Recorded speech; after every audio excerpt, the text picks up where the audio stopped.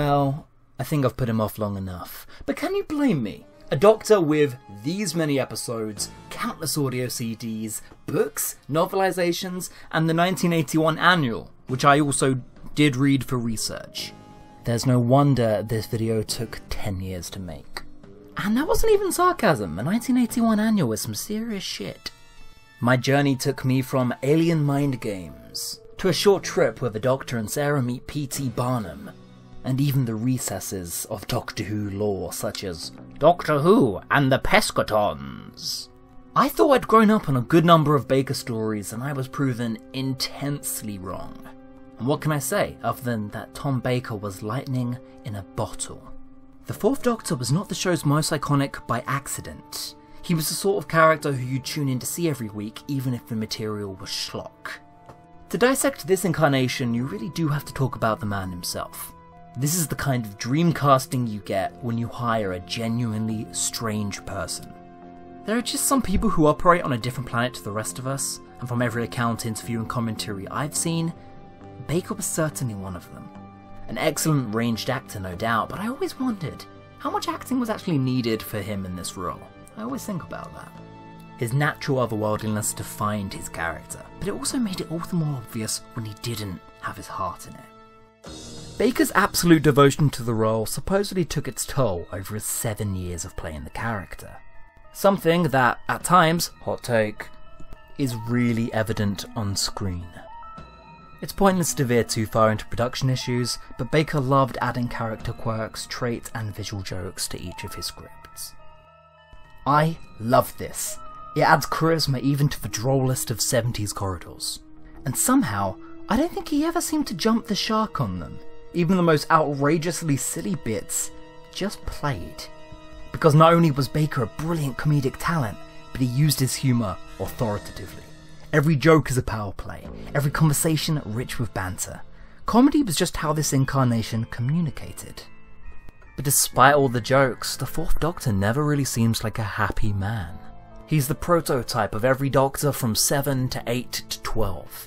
It's arguably Baker who introduced the dark trickster element as a crucial staple of the lead. Often emulated, never beaten. That said, there are major swerves in this incarnation's persona, season to season. I'd like to say it was determined by the companions he was with, but it was much more likely issues with the production itself. But that's natural when he sat in the seat for so long that he outlived Hinchcliffe's, Letts, and Williams' eras, the show's prime, and was only eventually done in by JNT. There's a manufactured mania to 4. As Moffat said, he jokes and smiles a bit too much. A teethy grin that was like winter when it disappeared. When you say Doctor Who to the everyman, they picture David Tennant or Tom Baker. That's just how it is. That said, I think his run is diluted somewhat by the sheer quantity of stories, so many of them stifled by samey indoor set work and repetitive plots. He is an A-class Doctor with just as many high and lows, iconic stories and embarrassing moments as any other run. Baker lived this role, maybe more than any other actor who's ever held it. Which is exactly why this episode has been filmed from my nuclear bunker. Because never before have I anticipated so much backlash. Number 1. Robots of Death. Right, whilst I'm at it, here's some other fan favourites not in this video.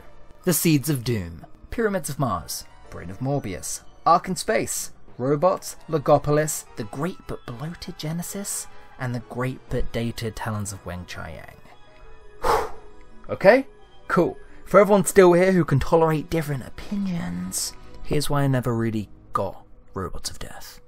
It's a cold stone classic, yes, but it's also a suffocatingly claustrophobic story with yet another industrial state grey indoor location.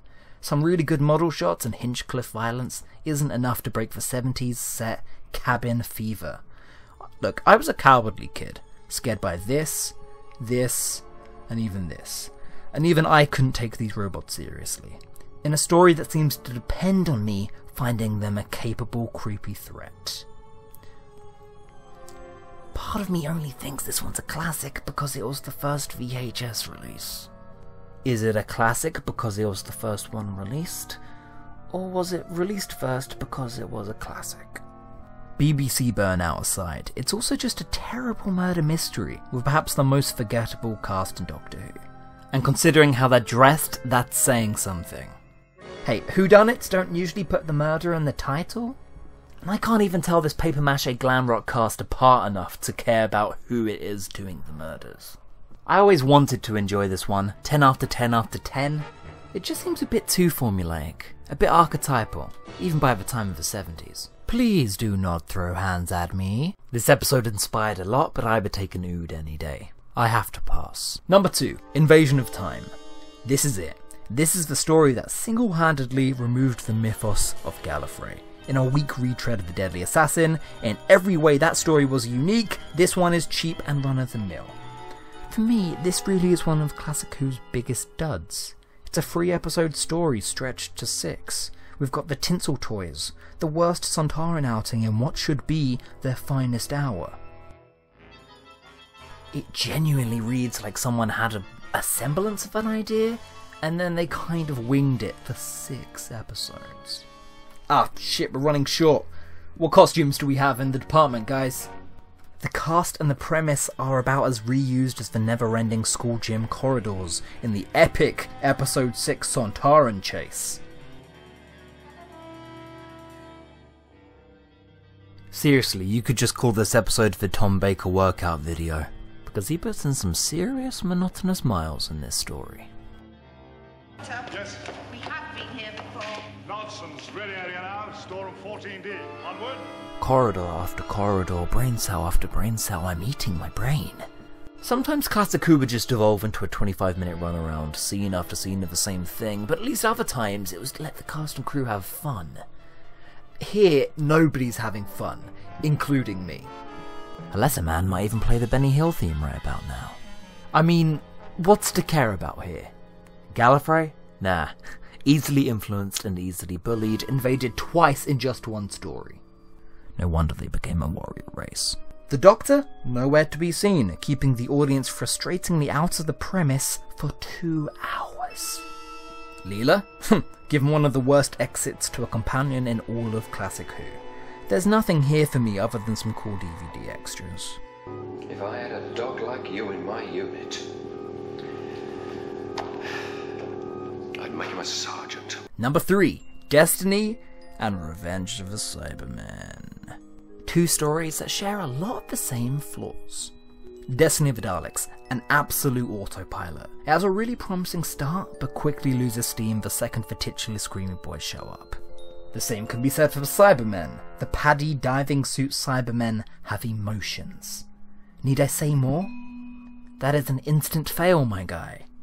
I've always heard bad things about both of these, but I was really rooting for them. But they're simply too flimsy and by the numbers to even care. Don't get me wrong, these two actually do have strengths. Revenge at least looks great, whilst Destiny has some great interactions with Davros. Because let's face it, when aren't these two good together? But doesn't it just feel like we're revisiting the hits? They're both filmed on great locations, with some really impressive set design. It's just the cheap looking villains that are done a complete disservice. Both just feel quite detrimental to the show's legacy. Destiny killed the Daleks' reputation, whilst Revenge almost killed the late Liz Sladen, on location. The big 2 villains were just done dirty, completely overshadowed, but when they were actually on screen, I wanted them to leave. I can't tell what race I hate more, the Vogons or the Movellans. Now the Vogons get to have these long, exciting political debates with identical faces and voices and wearing these constraining masks so they can't even express. So that's pretty great. But the Movellans, oh my god, how do you look that camp and also be that boring? I was rooting against both of them. Because I'm a sadist.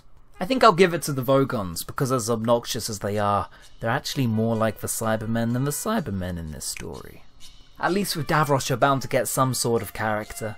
Plus, why is the Doctor always so mean to the disabled man? Number 4, Nightmare of Eden by Bob Baker. Anybody else get Carnival of Monster vibes from this one? Like an incredibly sardonic, lifeless, embarrassing carnival of monsters.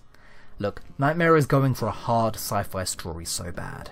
It wants to be a drug-smuggling, serious caper, but then didn't account for its cartoonish performances, and these guys. Now, like most crap villains, I've always been quite fond of the Mandrills. They're adorable. Crap and unambitious is a rare combo for Doctor Who, and it's a combo that speaks for the whole story. Yet another Starliner, with yet another wacky scientist. You know the baddie the second you meet him, the mysteries are non-existent. The main cast are so obviously bored here that Baker barely bothers peppering in any silly jokes. The effects instead take up this role in this story, as K9 is once again used as an animate talking sonic screwdriver, effectively giving the Doctor a laser gun. Baker often criticised later scripts of being too silly, and when you're too silly for Tom Baker, it's time to readjust. It's also got this weird cynical commentary running throughout. It takes random potshots at tourism, substance abuse, and bureaucracy. One of those things is not like the other. And the audacity of having the Doctor delivering a speech about substance abuse in a story so ridiculous and campy is just a surreal experience. Ugly production value and uglier script. Let's talk about the Armageddon formula. Sorry, the Armageddon factor. Boom, got him. Quite honestly, I was pulled into the Key to Time series, kicking and screaming for the sake of completionism. The things I do for you. One of the many loose arcs for 4, the episodes in fact proved me wrong in most cases, in what can be best described as the boring runaround with kooky characters. An imaginative but disappointing idea box. A likeable change of pace that then suddenly becomes a courtroom drama. Huh? Fun runaround with a strong cast. The surprisingly underrated kaiju episode that none of you told me about?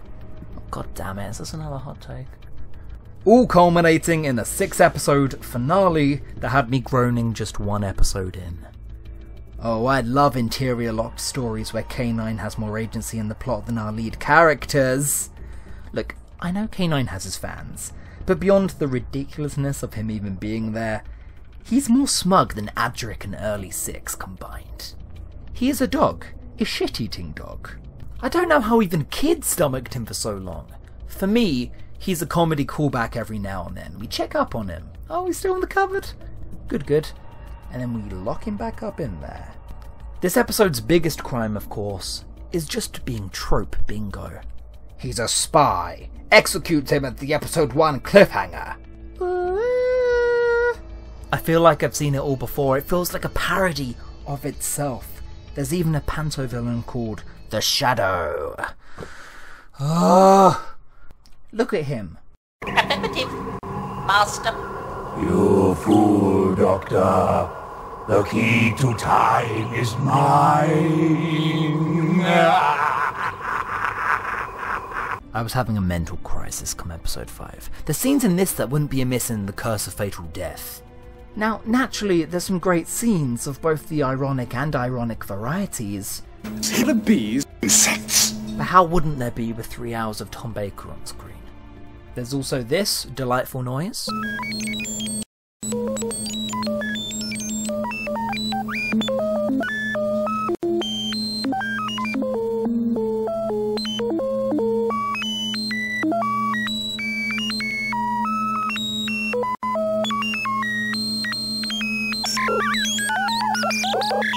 And the less said about Drax, the better.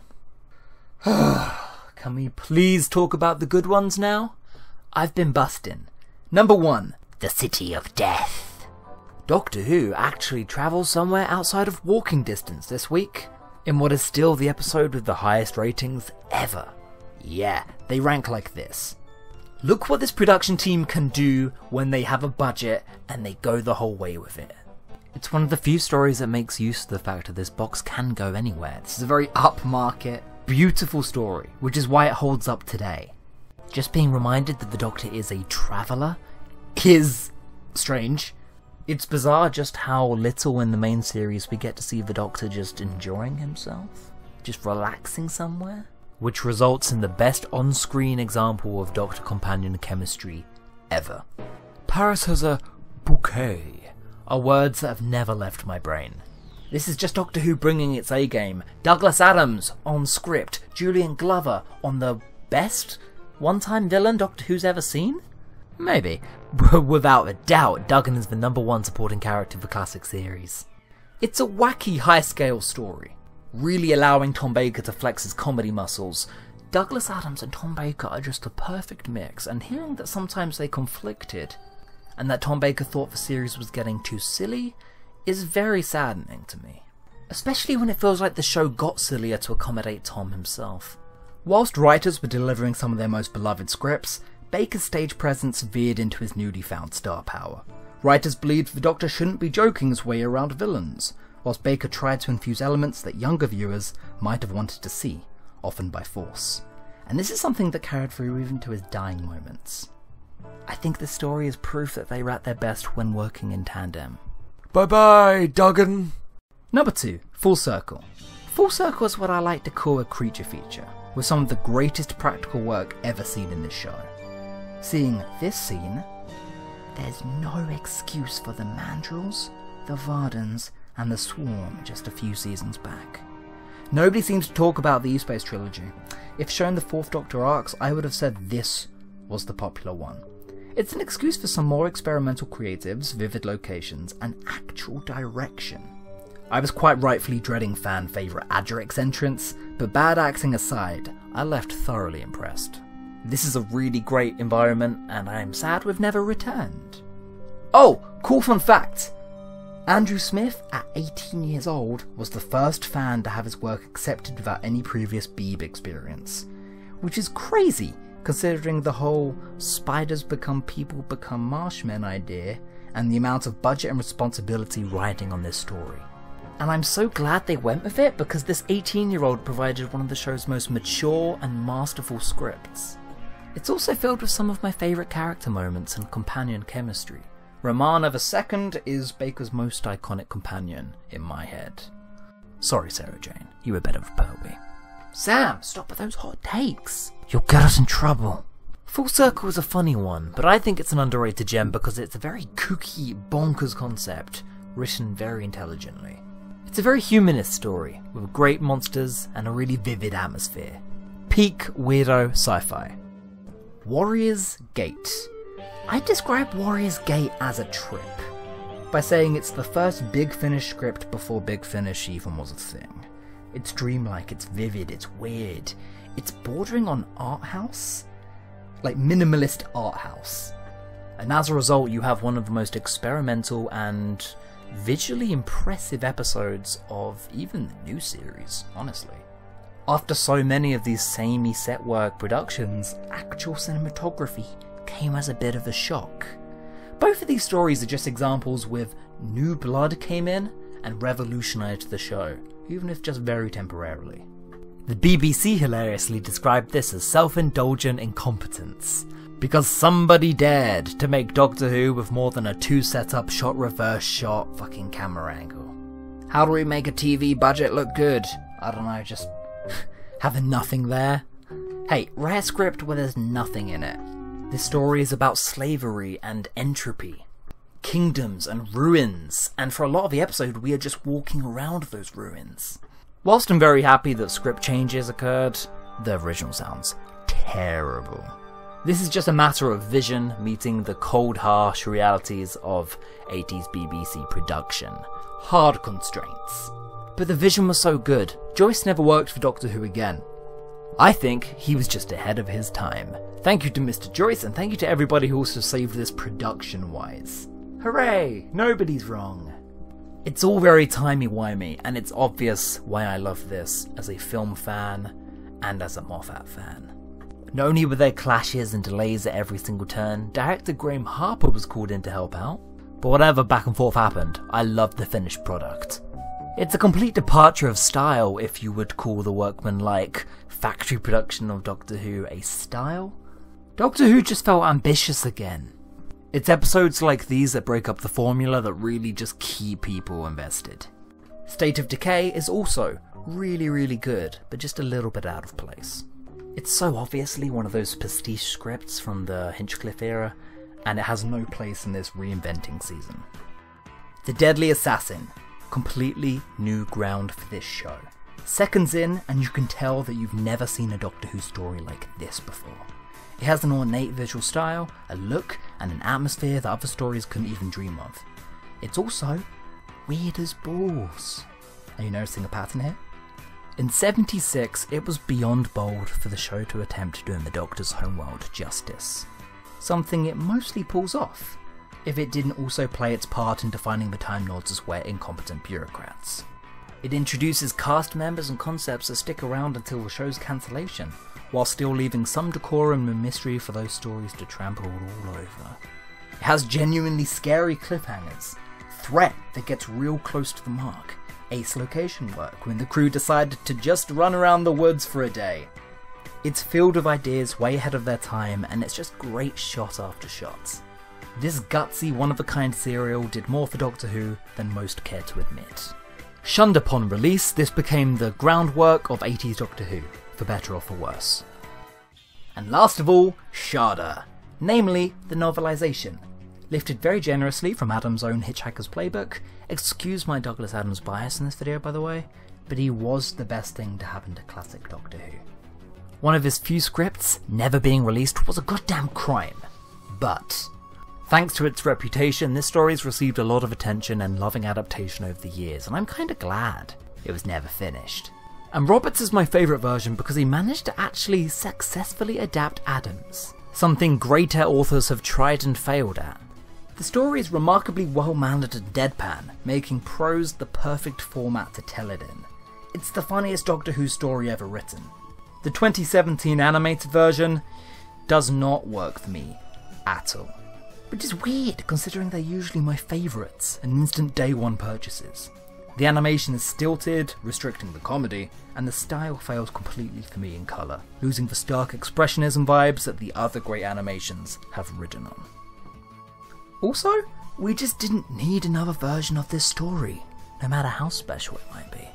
If you've never seen, heard, or read this story before, you should definitely get on that. The scene where the Doctor convinces the ship's AI that it can't possibly kill him because he's already technically dead is pure, concentrated Who. And those are my 5. Please send all complaints to the PO Box at 13 Bannerman Road, Nuclear Bomb Shelter. Please be advised that Genesis of the Daleks is really good, guys! But other opinions are also fun. I also like the comic where he meets the Jadoon, and the advert where he proposes to Romana. That's canon, and that's not an opinion.